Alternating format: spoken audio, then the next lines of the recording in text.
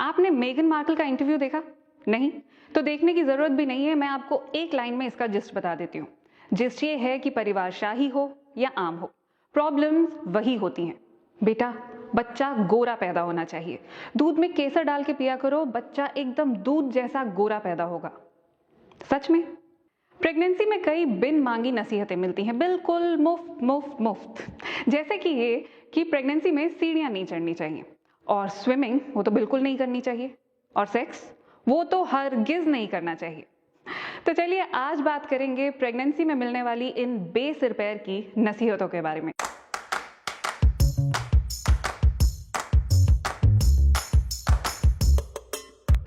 हमारा शरीर अरबों छोटे छोटे छोटे छोटे सेल से मिलकर बना है। बैटरी वाले सेल्स नहीं, कोशिकाएं। ये कोशिकाएं आपस में मिलकर टिश्यू बनाती हैं। टिश्यू यानी ऊतक। टिश्यूज आपस में मिलकर ऑर्गन बनाते हैं, और ऑर्गन से बनता है ऑर्गन सिस्टम, जैसे कि डाइजेस्टिव सिस्टम या फिर रिप्रोडक्टिव सिस्टम, जिसकी हम आगे बात करने वाले हैं। तो फिर से लौटते हैं सेल्स की तरफ। क्या आप जानते हैं कि इंसानी शरीर में सबसे छोटा और सबसे बड़ा सेल कौन सा होता है? इंसानी शरीर में सबसे छोटा सेल होता है स्पर्म, और सबसे बड़ा ओवम या फिर एग। स्पर्म यानी शुक्राणु भले ही छोटे होते हैं, लेकिन ये 1 मिनट में अपने आकार से कई 100 गुना का सफर तय कर सकते हैं। इजैकुलेशन के दौरान 1 अरब से भी ज्यादा स्पर्म निकलते हैं, लेकिन इनमें से जो सबसे पहले अंडे तक पहुंचता है वही उसे फर्टिलाइज कर पाता है। फर्टिलाइजेशन के कुछ 30 घंटे बाद एग 1 से 2 सेल्स में तब्दील हो चुका होता है। फिर धीरे धीरे 2 से 4, 4 से 8 और 8 से 16 सेल्स बनते हैं। इसमें 3 दिन लगते हैं, और ये सिलसिला तब तक चलता रहता है जब तक ये फर्टिलाइज्ड एग यूटेरस की लाइनिंग पर जाकर नहीं लग जाता। एक बार जब ये फर्टिलाइज हो चुका अंडा यूटेरस की लाइनिंग पर जाकर लग जाता है तो फिर पीरियड्स नहीं होते हैं। वैसे पीरियड्स क्या होते हैं, कैसे होते हैं, इनके पीछे वजह क्या है, इस पर मैं ऑलरेडी एक वीडियो कर चुकी हूं। अगर आपने अब तक नहीं देखा है तो लिंक नीचे कमेंट सेक्शन में मौजूद है, आप क्लिक करके देख सकते हैं। फिलहाल ये समझने की कोशिश करते हैं कि प्रेगनेंसी के दौरान हमारे शरीर में क्या सब कुछ होता है। औरत के शरीर में 9 महीने में जो सब होता है वो किसी करिश्मे से कम नहीं। कोख में बच्चा जैसे जैसे बड़ा होता है वैसे वैसे यूटेरस यानी गर्भाशय का आकार भी बढ़ता चला जाता है। प्रेगनेंसी से पहले यूटेरस आकार में एक सेब से भी छोटा होता है। इसका वजन कुछ 60 ग्राम के करीब होता है। स्पर्म अंडे के साथ ठीक तरह से फर्टिलाइज कर सके, इसके लिए यूटेरस का निचला हिस्सा यानी सर्विक्स बड़ी भूमिका निभाता है। ये सर्वाइकल म्यूकस रिलीज करता है जो स्पर्म को हिफाजत से अंडे तक पहुंचा देता है। इसी दौरान शरीर में प्रोजेस्टेरॉन और एस्ट्रोजन हार्मोन्स निकलते हैं जो यूटेरस की लाइनिंग को थिक बना देते हैं ताकि फर्टिलाइज्ड एग वहां आराम से टिक सके। अगले 12 हफ्तों में प्लेसेंटा बनती है जो कोख के अंदर बच्चे की जरूरतों का ख्याल रखती है। प्लेसेंटा गर्भनाल यानी अम्बिलिकल कॉर्ड के जरिए बच्चे को जरूरी पोषण मुहैया कराती है। बच्चे के जन्म के वक्त प्लेसेंटा का वजन करीब 700 ग्राम तक होता है। फर्टिलाइज हो चुका अंडा जैसे ही यूटेरस की लाइनिंग से जुड़ता है वैसे ही यूटेरस का आकार बढ़ने लगता है। एस्ट्रोजन हार्मोन इस बात को सुनिश्चित करता है कि यूटेरस बढ़ता रहे ताकि बच्चे को जगह की कोई कमी ना हो। वही यूटेरस जो पहले महज एक सेब के आकार का था, 9 महीने बाद वो 2 फुटबॉल के बराबर हो चुका होता है, यानी पहले से 20 गुना ज्यादा बड़ा, और ये अंत तक अपना काम जारी रखता है। यूटेरस की मांसपेशियां जब सिकुड़ने लगती हैं तो उसी से लेबर पेन उठते हैं। इसे कॉन्ट्रैक्शन कहा जाता है, और इस कॉन्ट्रैक्शन के कारण ही बच्चा आराम से बाहर आ पाता है।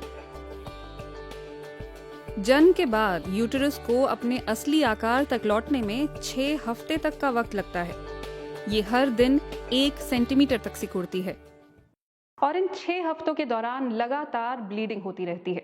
यानी आपका शरीर जो है वो प्रेगनेंसी खत्म होने के बाद भी लगातार काम पर लगा रहता है। इसीलिए जरूरी होता है कि प्रेगनेंसी के दौरान और डिलीवरी के बाद भी अपना पूरा ध्यान रखा जाए। लेकिन ध्यान रखने का मतलब ये नहीं है कि आप चलना फिरना ही बंद कर देंगी। प्रेगनेंसी के पहले 12 हफ्ते सबसे अहम होते हैं। जैसा कि आपने कुछ देर पहले भी देखा, इस दौरान सेल्स मल्टीप्लाई कर रहे होते हैं। अभी इन्होंने बच्चे का आकार नहीं लिया होता है और 80% मिसकैरेज इन पहले 3 महीनों में ही होते हैं। इसलिए कहा जाता है कि संभल कर चलो, ज्यादा दौड़ भाग मत करो। पहले ट्राइमेस्टर में हार्मोन्स के ऊपर नीचे होने के कारण कई महिलाओं को बहुत थकान महसूस होती है, बहुत नींद आती है। अगर आपके साथ भी ऐसा है तो बेशक सोइए, अपने शरीर की सुनिए, आराम कीजिए। लेकिन अगर आप फिट महसूस कर रही हैं तो सिर्फ दूसरों के कहने के कारण चलना फिरना बंद मत कीजिए। दूसरा ट्राइमेस्टर यानी चौथे से छठा महीना सबसे आसान माना जाता है। इस दौरान आप एक्सरसाइज, योग या स्विमिंग शुरू कर सकती हैं, लेकिन हाँ, कीजिए वही जिसकी आपके शरीर को आदत है। कुछ नया ट्राई मत कीजिए। अगर पहले वॉक करने की आदत रही है तो वॉक कीजिए। कुछ औरतें तो बिना किसी दिक्कत के जॉगिंग तक कर लेती हैं। वैसे प्रेगनेंसी में स्विमिंग करने की सलाह बहुत दी जाती है, क्योंकि पानी के अंदर शरीर पर ग्रेविटी का असर कम होता है, इसलिए थकान भी कम होती है। और स्विमिंग को तो आप 40वें हफ्ते तक भी जारी रख सकती हैं। आप फिट रहेंगी तो बच्चा भी फिट रहेगा।